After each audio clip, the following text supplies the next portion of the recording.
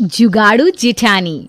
जुगाड़ू नाम सुनते ही हम सब के मन में किसी न किसी का चेहरा आ जाता है। एक जुगाड़ू आदमी हर कोई अपने घर या ग्रुप में चाहता है, कहीं अगर कुछ हो तो वो जुगाड़ू अपना दिमाग चला ले। इसी तरह है आशा की बड़ी बहू रीचा, जो कोई भी जुगाड़ू कभी भी लगा लेती है। छोटी बहू शीतल अभी अभी शादी करके आई है। उसे रीचा के जुगाड़ू होने की कोई खबर नहीं है।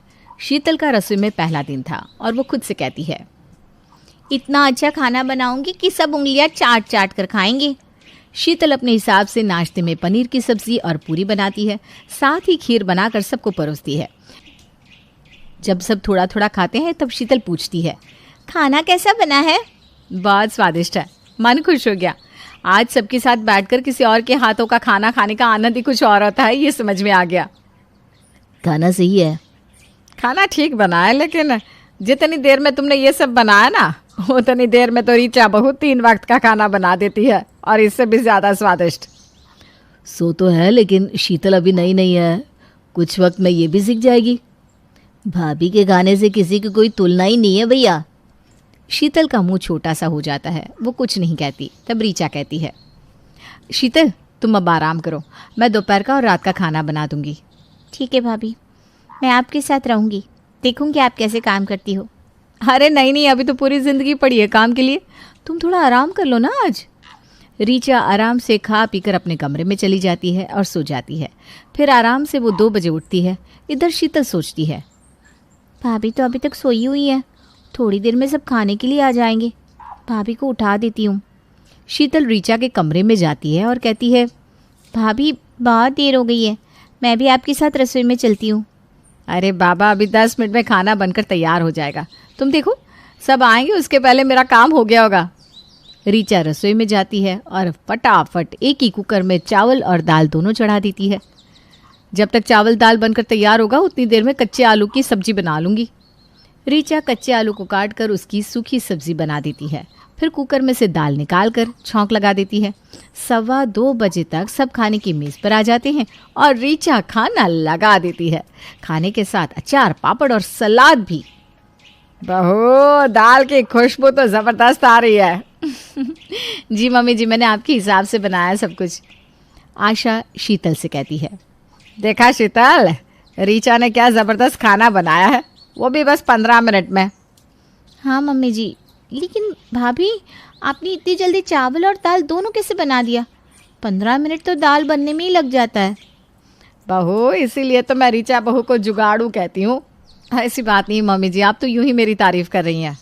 अरे तू तारीफ के काबिल है तो कर रही हूँ, अब किसी को जलन हो तो हो। शीतल सोचती रह जाती है, इतने कम वक्त में सब कुछ कैसे बन गया। अगले दिन सुबह सुबह शुभम और आलोक बाजार के लिए निकल रहे थे। तभी शुभम कहता है, सब्जी में क्या लाना है बता दो, हम लेते आएंगे। तुम लोगों को कुछ लाने की ज़रूरत नहीं है, मेरी रीचा बहू ले आएगी। आलू प्याज के साथ मिर्च मुफ्त, भिंडी शिमला के साथ धनिया पत्ती मुफ्त। एक तुम लोग हो जो कभी कुछ मुफ्त में नहीं लाते। गजब है माँ, कौन देगा मुफ्त में धनिया पत्ती और मिर्ची, इतनी महंगाई का ज़माना है। अरे तेरी जुगाड़ू भाभी को मिल जाता होगा, पता नहीं क्या ऐसा करती है। छोड़, रहने दे, ये लोग समझे हमें क्या करना है। शुभम और आलोक चले जाते हैं। इधर आशा रीचा से कहती है, रीचा बहू तू शीतल को भी अपने साथ लेती जा और उसे भी अपने जैसा जुगाड़ू बना दे। मम्मी जी, जुगाड़ू होना एक आर्ट है, एक कला, हर कोई ये काम नहीं कर सकता। तीनों हंसने लगती है। फिर रीचा और शीतल मंडी चली जाती है। मंडी पहुंचते ही रीचा कहती है, शीतल किसी को भाव नहीं देना है, ऐसे करो जैसे तुम किसी से भी सब्जी ले सकती हो। ठीक है भाभी, पहली बार देख रही हूँ सब्जी खरीदने में इतने ड्रामे हैं। रीचा फिर एक आलू प्याज की दुकान पर जाती है और हल्का सा मुस्कुरा कर कहती है, भैया 2 किलो आलू और 1 किलो प्याज तो देना। आलू के भाव बढ़ गए, 20 रुपये किलो हो गए और प्याज 15 रुपये। ठीक है, आप दो तो। रीचा दुकानदार को पैसे देते वक्त गिरा देती है। जैसे ही दुकानदार नीचे झुकता है, रीचा एक मुट्ठी मिर्ची अपनी थैली में डाल देती है।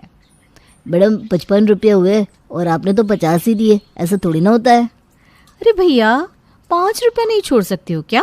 5 रुपये में होता क्या है, और राउंड फिगर में देना कितना अच्छा लगता है।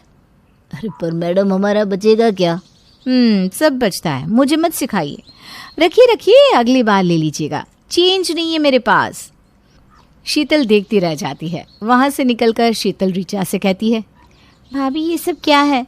ऐसे किसी का कुछ नहीं लेना चाहिए। अरे ऐसे क्या, पैसे दिए मैंने, कोई मुफ्त में थोड़ी ना है। इन्हें ना बहुत फ़ायदा होता है। ऐसे तो तुम कभी जुगाड़ू नहीं बन पाओगी। शीतल मन ही मन सोचती है। ऐसा जुगाड़ू मुझे बनना भी नहीं है। इसे जुगाड़ू नहीं, चोरी कहते हैं। मंडी से निकलते वक्त सब ऋचा को घूरने लगते हैं। शीतल को गुस्सा आता है और वो कहती है, अब से ना मुझे मत लाइएगा, ये सब आप ही कर सकती हैं। दोनों बहुएं घर पहुंचती है। आज तो बहुत देर हो गई, अब तो नाश्ते का वक्त हो चला है। मम्मी जी, ऋचा के होते हुए आप क्यों नाश्ते की टेंशन ले रही हैं? अब देखो, ऋचा फटाफट 2 मिनट में खाना बना देगी। 2 मिनट में तो मैगी भी नहीं बनती, आप नाश्ते की बात कर रही हैं। ऋचा है तो सब मुमकिन है। ऋचा तुरंत रसोई में जाती है। शीतल भी उसके पीछे पीछे जाती है। देखो तो ऐसा भाभी करती क्या है जिससे इतनी जल्दी खाना बन जाता है। क्या बनाऊं? फ्रिज में देखती हूँ क्या बासी पड़ा है। ऋचा फ्रिज खोलती है और बासी दाल निकालती है। दाल की पूड़ी बना देती हूँ, साथ में सॉस। ऋचा आटे में ही दाल डाल देती है, उसमें मसाले घी डालकर उसका आटा लगा देती है और फिर पूड़ियाँ सेकने लगती है। भाभी ये तो मैंने पहली बार देखा, ऐसे अच्छा भी लगेगा क्या खाना? देख लेना, कोई नहीं खाएगा। देवरानी जी, कोई छोड़ेगा भी नहीं। मैं तुमसे ज़्यादा जानती हूँ सबको। शीतल नाश्ता परोसती है और सब नाश्ता वाह वाह करके खाते जाते हैं। भाभी क्या पूड़ियाँ बनाई है, ऐसे तो बाजार में भी नहीं मिलता। अब हफ्ते में 1 दिन मुझे यही खाना है। हाँ बना दूंगी, इसमें कौन से हाथी घोड़े लगते हैं। शीतल बस चुपचाप सब देखती रहती है। इसी तरह दिन बीतने लगते हैं। एक दिन काम वाली काम कर रही थी और झाड़ू टूट जाती है। काम वाली आशा से कहती है, माँ जी, इस तरह तो मेरे से काम नहीं होएगा। झाड़ू कैसे लगाएगी मैं? कल आप झाड़ू मंगवा कर रखना, तब बीच में काम करने आऊँगी। तभी ऋचा काम वाली की आवाज़ सुनकर अपने कमरे से आती है।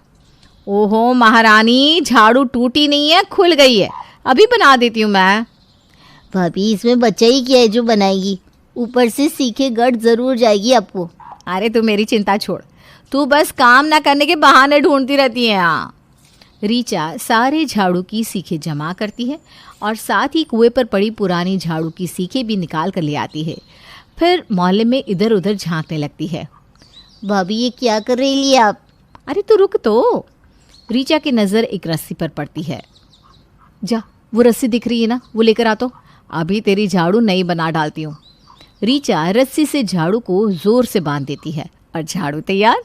काम वाले का मुंह बन जाता है और आशा कहती है, ऋचा बहू के होते हुए मुझे किसी भी चीज़ की टेंशन लेने की ज़रूरत नहीं है। भगवान मुझे हर जन्म में ऋचा बहू जैसी बहू देना। मम्मी जी आप भी ना। अगले दिन शुभम नहाने के लिए जाता है और देखता है कि झरने से पानी नहीं आ रहा। अचानक से पानी को क्या हो गया? अब मैं क्या करूँ, कपड़े भी उतार दिए, आवाज़ लगाता हूँ। ऋचा, ऋचा देखो ना, पानी क्यों नहीं आ रहा है? हाँ आई। ऋचा बाहर के सारे नल देखती है और देखती है कि किसी से भी पानी नहीं आ रहा। ऋचा आलोक से कहती है, देवर जी आज पानी क्यों नहीं आ रहा है, क्या हुआ है, ज़रा देखिए तो। हाँ भाभी मैं चेक करता हूँ। आलोक पानी की टंकी चेक करता है। टंकी तो खाली हो गई है। अच्छा, तो पाइप से लीकेज आ रहा है। भाभी पाइप में छेद हो गया है, कोई जुगाड़ लगाता हूँ ताकि भैया बाहर तो आ पाए। आलोक पानी वाले को फ़ोन करता है। भैया 1 टैंकर पानी ला देना। अरे पागल हो गया है क्या, अभी इतने पैसे लग जाएंगे, तू इसे मना कर दे। भैया रहने दो, ज़रूरत पड़ती है तो मैं आपको कॉल करता हूँ। आलोक फ़ोन रख देता है। माँ तुमने मना क्यों कर दिया? अब क्या भैया पूरा दिन बाथरूम में ही पड़े रहेंगे? अरे तू जो कर रहा था उसे जुगाड़ नहीं कहते, पैसे की बर्बादी कहते हैं। ऋचा बहू तू ही कुछ जुगाड़ बिठा देना। जी मम्मी जी। ऋचा रसोई की खिड़की से अपनी पड़ोसन को आवाज़ देती है। भाभी जी, ओ भाभी जी, 2-4 बाल्टी पानी मिल सकता है क्या? हमारे पाइप में लीकेज आ गया है। अरे ये भी कोई पूछने वाली बात है। ऋचा रसोई से एक बड़ा सा पाइप उसे देती है और पाइप के जरिए पानी भरकर बाथरूम में शुभम को देती है। उधर शुभम नहा लेता है और ऋचा शीतल से कहती है, पानी अभी भर रही हूँ, तुम और देवर जी भी जल्दी जल्दी नहा लो, फिर पाइप को सील करवा दूंगी। जी भाभी। और घर में सभी नहा धो लेते हैं। 8-10 बाल्टी भरकर रसोई में रख लेती हूँ, जिससे आज भर का काम चल जाएगा। रीचा पानी भरकर पड़ोसन से कहती है। भाभी जी शुक्रिया, काम हो गया, अब आप अपना नल बंद कर दो। इसमें शुक्रिया का क्या है? अब हम एक दूसरे के काम नहीं आएंगे तो कौन आएगा? शीतल रीचा से कहती है। भाभी अभी का काम तो हो गया, लेकिन टंकी में पानी नहीं भरा तो क्या करेंगे? बनवाना होगा ना। अरे ऋचा, बहुत बहुत शुक्रिया। आज तुम नहीं होती तो मेरा क्या होता। मेरी बीवी सच में तारीफ़ काबिल है। भैया पानी का सोचिए। अरे हाँ, अब पाइप वाले को फ़ोन करना, आकर बदल देगा। अरे गधो, इसमें बहुत पैसा लग जाएगा। इतने छोटे छेद के लिए तुम लोग पूरा पाइप ही बदल दोगे। पैसों की बर्बादी है ये। पाइप की टेंशन तुम लोग छोड़ दो, वो मैं देख लूँगी। अग्रवाल जी के घर में भी काम चल रहा है ना, वहाँ जाकर देखती हूँ। रीचा अग्रवाल जी के घर जाती है और पाइप बनाने वाले से बात करने लगती है। फिर ज़मीन पर लगी एमसिल को देखकर कहती है, ये क्या है भैया? मैडम ये एमसिल है, छेद भरने के काम आता है। अरे फिर तो मेरा काम बन गया। रीचा थोड़ा सा एमसिल लाकर पाइप में लगा देती है और उसे आधे दिन के लिए छोड़ देती है। रात को दुकान से जब दोनों भाई आते हैं तो उन्हें सब पहले की तरह ही मिलता है। ऐसे ही तो माँ की लाडली बहू नहीं हो, ज़बरदस्त जुगाड़ू है मेरी बीवी। पाइप भी बन गया और टंकी भी भर गई। शुक्रिया जी। दिन बीतने लगते हैं। इधर मंडी में सब रीचा की हरकतों को पहचान जाते हैं और उसे अब हर सब्जी के भाव बढ़ा बढ़ा कर बताते हैं। एक रोज़ रीचा मंडी जाती है और सब्जी वाले से कहती है, भैया 2 किलो आलू और 2 किलो प्याज देना। मैडम आलू 40 रुपये और प्याज 30 रुपये।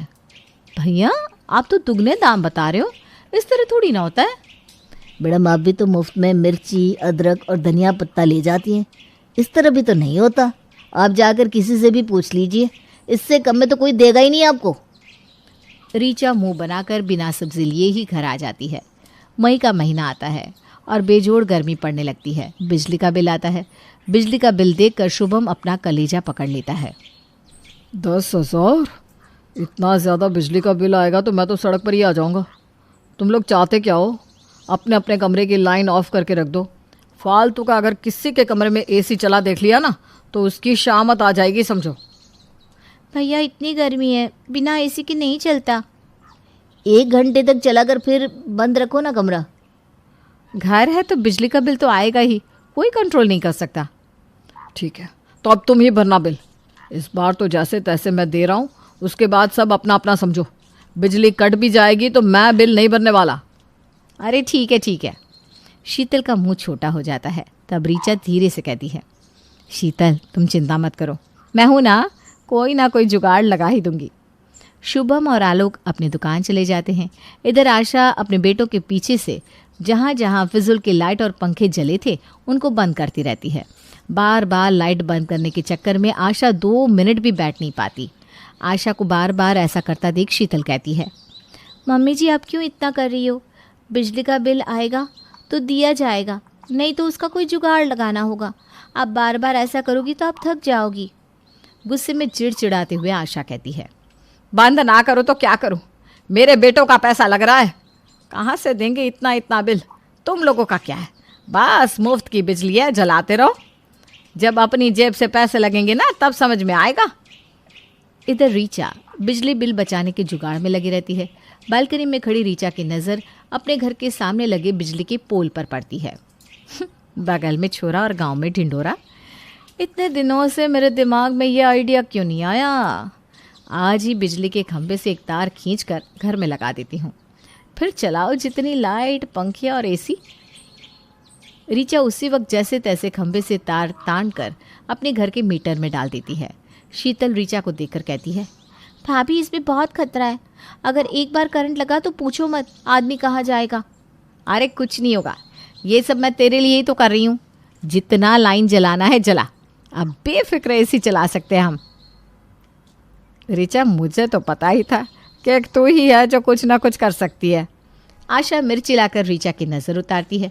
शुभम और आलोक को जब ये पता चलता है तो वो दोनों भी जुगाड़ू रीचा की तारीफ करने लगते हैं।